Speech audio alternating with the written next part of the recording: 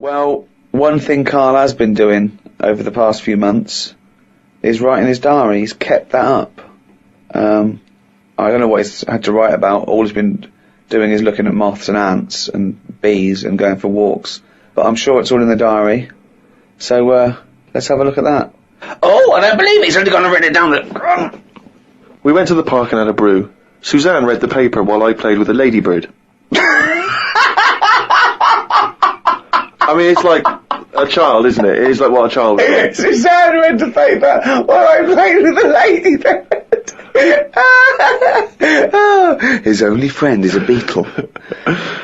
It climbed up my arm.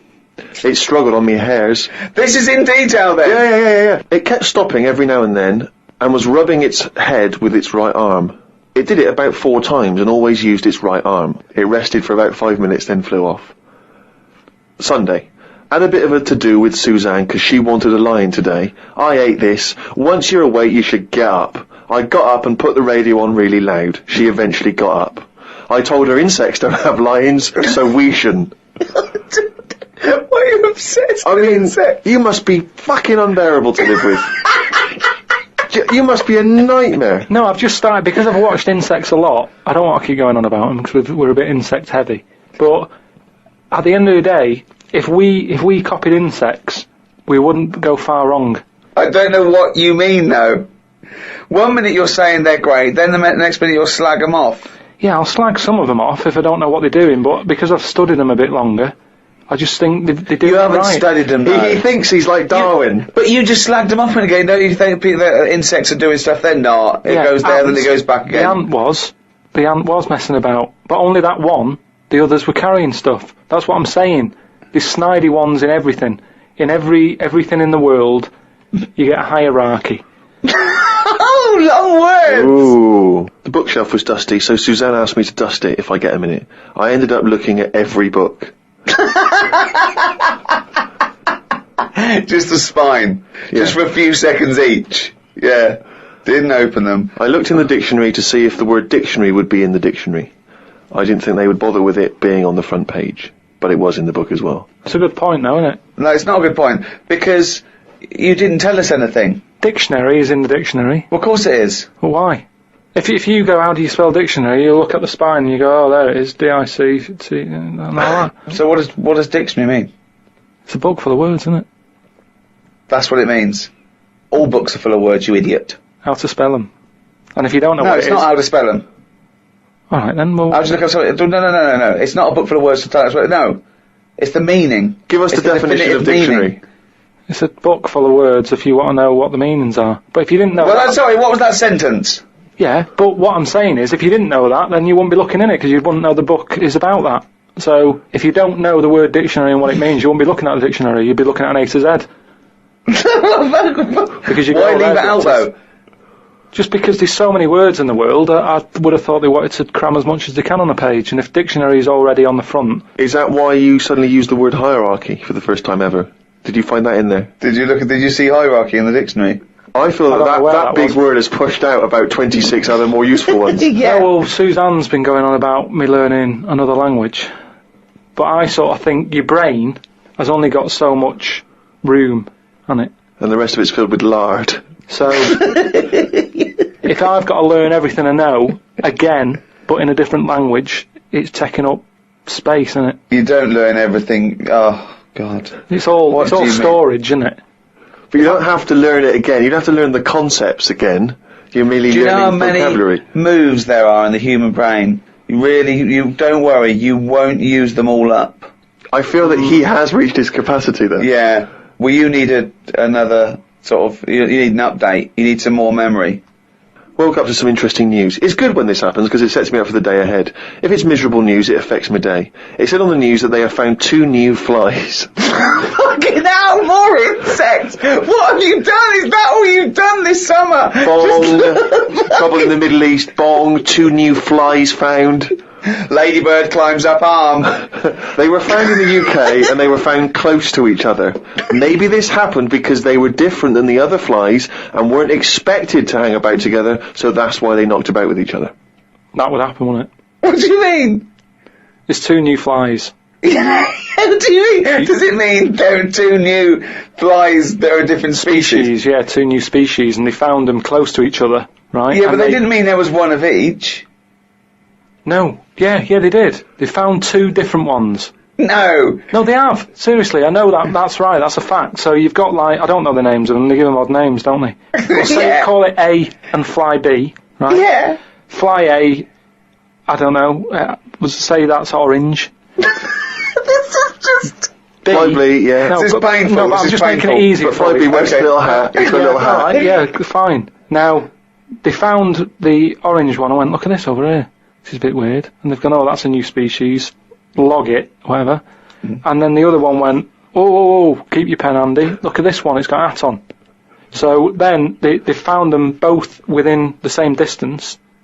I don't know what that sentence means. Keep going. They found them both within the same distance. But without interrupting him, let him finish this point. Let me just make one thing clear. Karl Pilkins just said they found them both within the same distance. Think of that! Don't know what it means, but go on, let him finish this point. So what I mean is, they weren't knocking about with other normal houseflies, because they were probably sort of going, oh, he's a bit weird. Leave it. Yeah, because the other one was also odd, they're hanging about with each other. Don't you understand that? Why is that such an odd concept? Because you think of it as like two little new kids in school. Yeah. They find out they're both new and they've got something in common. They're both goths, so they start hanging out together. Yeah. And this was on the news, was it? Yeah, just on the radio, yeah. I know if I looked into that story, it would be 90% wrong. Bit tired today, because didn't get to sleep as early as I wanted due to a moth getting in the bedroom. Fuck me! I got it in a glass and looked at it for a bit and then let it go because Suzanne wanted to go to sleep. Looked up some interesting news. Some people dug up an old body in Ireland. Turns out it's well old and was here when dinosaurs were here. The really weird bit is it had hair gel in its hair. Right, what is it? Fella. Well, no, there wasn't around when dinosaurs were here then. Just a bit after. Right, fine. A lot after, yeah, go on. I think any hominid, anything that could even be linked to anything that may become man, is only about 1 million years old, and I think Homo sapien is probably only about 150,000 years old. Dinosaurs are about 150 million to 250 million. Yeah, no, it's not the age bit, that's amazing. It's the fact of, there's a fella, won't have even had shoes on his feet, Right. and yet he was worried about his hairstyle. Right, well that's definitely not true either. This is unbelievable. Well, there was a man on the radio doing poetry, says Karl in his diary. I thought I'd have a go at doing a poem about today. Not really. Steve, I'm a little bit queasy. He hasn't really written a poem. He's written a small poem. No, he hasn't really. Yes. If moths had eyes... Fuck me! let me read the poem, okay? Oh, fuck. You wouldn't interrupt T.S. Eliot. Okay. Okay. If moths had eyes, would they be happier? How do they know they're not dead? Cavemen hunting for food, but not before they style the hair on their head. What would last longer in dinosaur times? A blind man didn't stand a chance. Not with all them rocks about. I'd rather be a blind moth.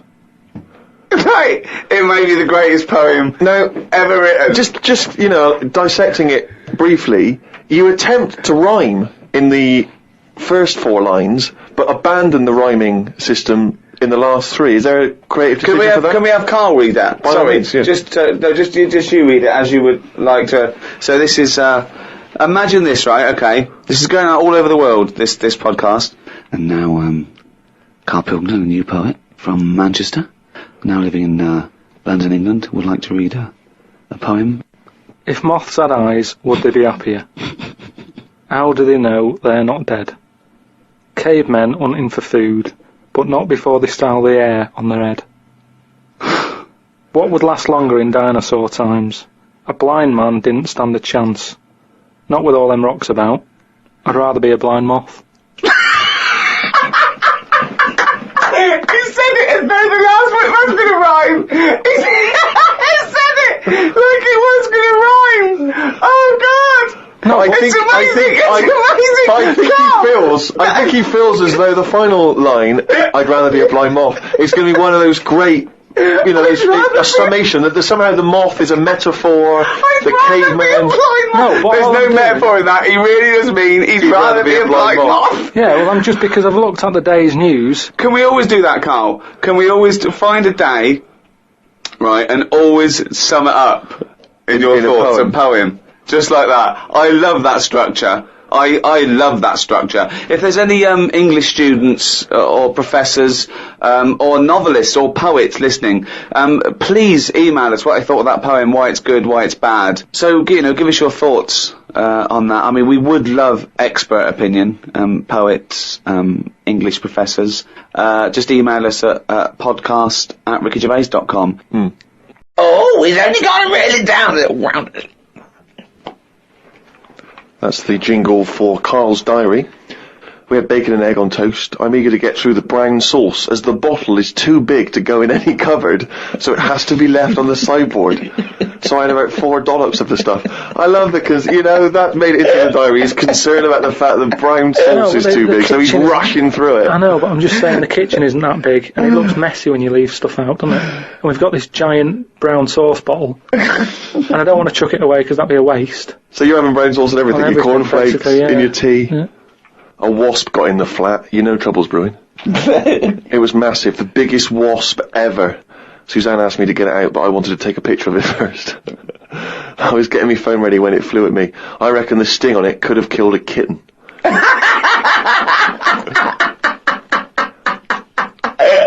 So specific. It ended up flying out the window on its own. Drama averted.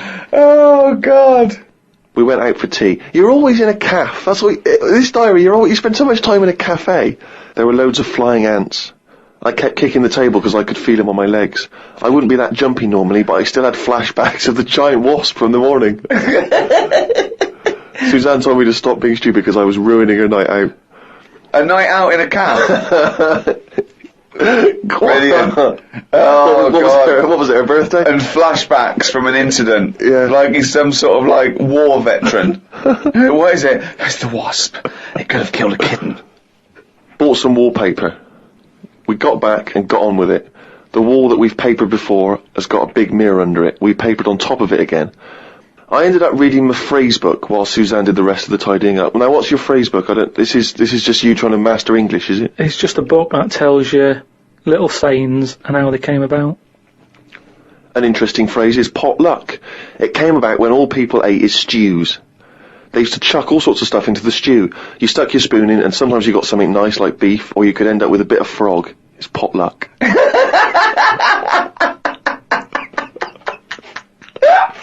Good, isn't it? That's what it said in the book, did it? A bit of frog. Got up and checked the wallpaper out. There are loads of air bumps and it's buckled on the joins. I wish we'd never done it. Suzanne said the washer was broke and it's out of its warranty. She called up the people who made it and they said it will cost £150 to fix. I don't know how they know that when they haven't even seen it. I want to smash it to bits and see what they can do for £150. So much anger. I want to smash it to bits. That'd be great, wouldn't it? 150, you sure? Come round. Yeah. And it's just like a cube that's been through one of those car crushers. Yeah. 150 quid, there's 150 quid, fix it. I watched the news and calmed down a bit because there was a story about some Siamese twins who are having an operation. They've got 2 heads, 4 arms, 2 legs, 1 liver. The doctor said they will have 1 leg each. I felt bad worrying about the washer when people have bigger problems like the Siamese twins. Ricky and Steve asked me to do a poem about 1 day a week, so I thought I'd do one today. I can't obviously do it justice, so I should let the master read it. You've done another poem? Yeah, you said, just do one. If you have a day where you've had a lot of emotions. Well, I loved the poem, and so did the listeners, and I knew they would, so if you can do that every week, that would be a joy for me. You can't force a poem, though. No, I know. So a diary's easy to do, because you just write down what you're doing. But you've got to have some really meaty subject matter to be able to write a poem, Rick, as you'll discover. I know. Right, so, you've heard what problems I had that day. Go on then. Bubbled wallpaper. What a mess. Washer, dry and knackered. What a mess. Siamese twins separated. One leg less.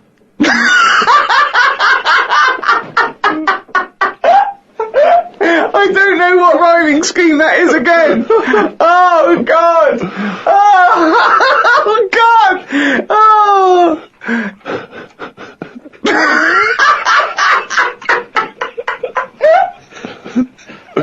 Oh, fuck me!